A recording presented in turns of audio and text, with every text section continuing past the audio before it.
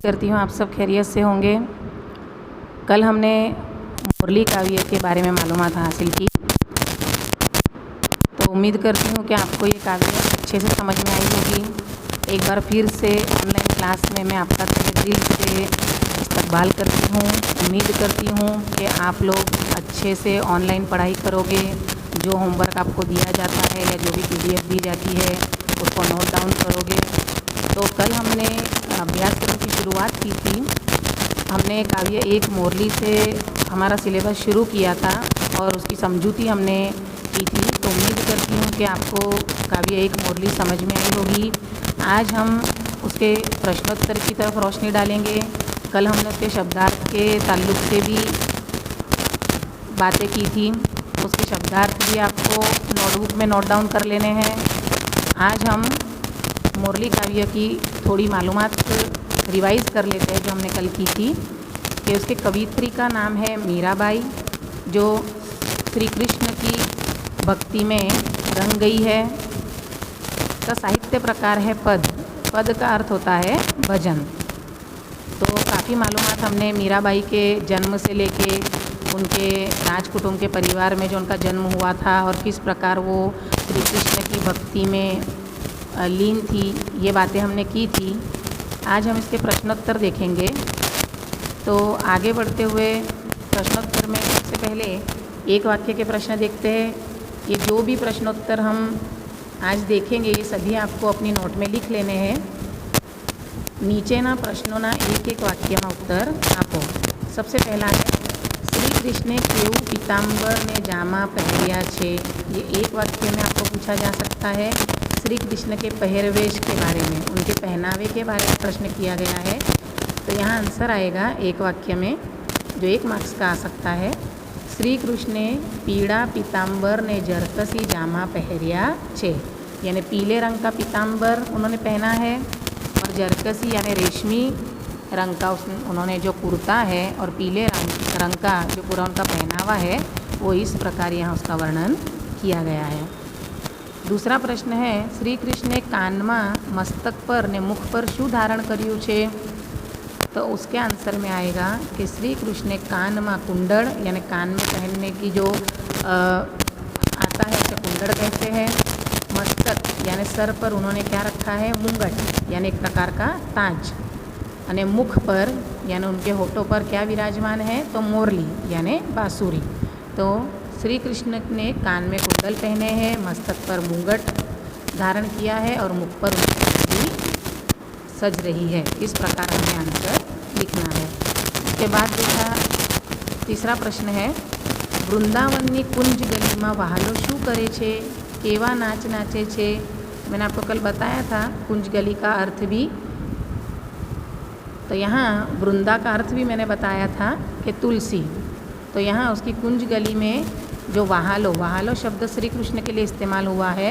यहाँ श्री कृष्ण रास रमे छे यानी गरबा गाते हैं और थनक थनक थई नाचे छे। उसके बाद का प्रश्न है, कोना दर्शन करवाथी दुख भांगे छे। यानी किसके मात्र दर्शन करते ही, दर्शन यानी उन्हें देखते ही, उनका दीदार करते ही हमारे दुख दूर हो जाते हैं। तो यहाँ भक्त कहते हैं, भक्त मीराबाई कहती है कि श्री कृष्णना दर्शन मात्र थी भक्तना दुख दूर थई जाय छे।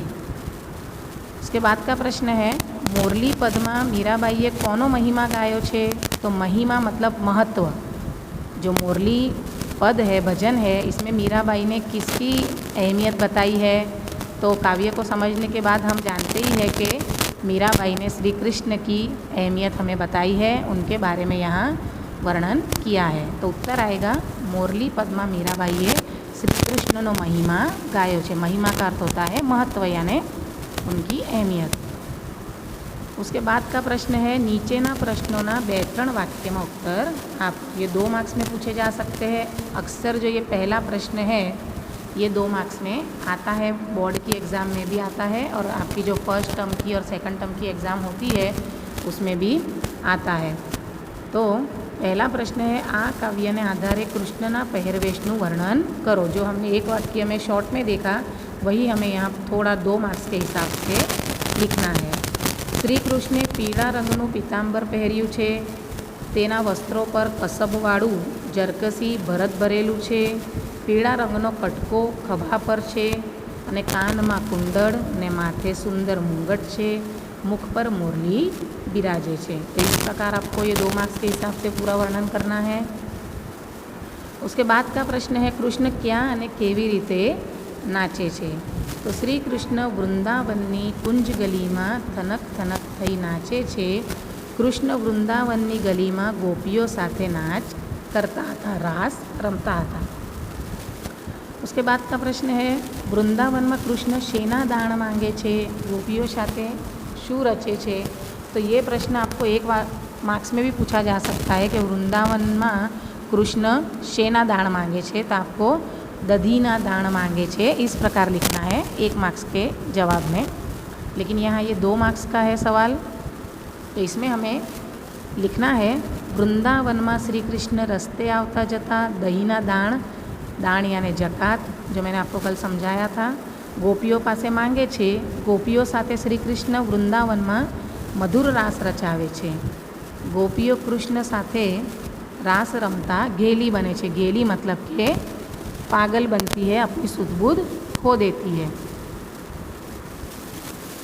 उसके बाद का प्रश्न है नीचेना प्रश्नों सविस्तार उत्तर आपो, यानी लॉन्ग क्वेश्चन है, ये 4 मार्क्स का पूछा जाता है। तो मोरली पदनु वक्तव्य स्पष्ट करो अथवा मोरली पद में मीराबाईए गायेलो कृष्णनो महिमा प्रकट करो। यानी इन शॉर्ट आपको पूरे काव्य में जो भी आपने समझूती हासिल की है वो पूरी आपको ये 4 मार्क्स के लॉन्ग क्वेश्चन के हिसाब से लिखनी है, ताकि पूरे काव्य का रस दर्शन इसमें आ जाए। उत्तर आएगा मीराबाईना पद में श्री कृष्ण प्रत्येनो प्रेम अने भक्ति व्यक्त थाय छे। कृष्णना स्वरूप साथे कृष्णनी लीलाओ मोरली पद में व्यक्त थई छे। श्री कृष्ण गोपीओ पासेथी वृंदावनना रस्ते जता आवता दहीना दाण मांगे छे। गोपीओ साथे वृंदावन में रास रमे छे। तेनो अवाज गगन में गाजी उठे छे। गगन मतलब आसमान, आकाश। श्री कृष्ण स्वरूपनु अद्भुत दर्शन अहीं कराव्युं छे। श्री कृष्णे पीळुं पीतांबर जरकसी जामा पहरिया छे, खभे पीळो खेस धारण करियो छे। यहाँ उनके पूरे पहनावे का वर्णन किया गया है। कृष्णना कान में कुंडल झड़की रह्या छे, चमक रहे हैं। झड़की रह्या छे मतलब माथा पर मुंगट शोभी रह्या छे ने आ सौंदर्य में वधारो करे छे। उनकी सुंदरता में और इजाफा कौन कर रहा है? तेमना मुख पर विराजती मोरली, उनके होठों पर जो सजी हुई बांसुरी है वो उनकी सुंदरता में और भी बढ़ावा इजाफा कर रही है। इस प्रकार यहाँ बहुत ही सुंदर वर्णन मीराबाई ने श्री कृष्ण का किया है। गोपीओ दाण आपवाना बहाने कृष्ण पासे वृंदावननी कुंज गली में नाच नचावे छे ने कृष्ण पण थनक थनक थई नाचे छे। आवा मोहक कृष्णना दर्शन मात्रथी आपना दुखो दूर थाय छे। मोहक यानी मन को हर लेने वाला।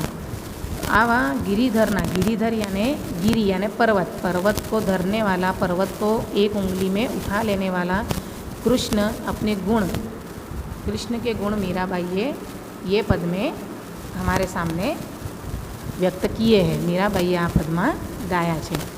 तो ये प्यारे बच्चों, यहाँ हमने शब्दार्थ भी पहले वीडियो में देख लिए थे पार्ट 1 में। उसके बाद हमने यहाँ 1 वाक्य के, 2-3 वाक्य के और सविस्तार प्रश्न भी देखे। उम्मीद करती हूँ कि आपको समझ में आए होंगे। एग्ज़ाम के ताल्लुक से आपको ये याद भी करने होंगे और अभी फ़िलहाल आपको ये सभी सवाल जवाब नोटबुक में लिख लेने हैं। नेक्स्ट पीरियड में नेक्स्ट टॉपिक के साथ मिलेंगे। तब तक के लिए अल्लाह हाफिज़।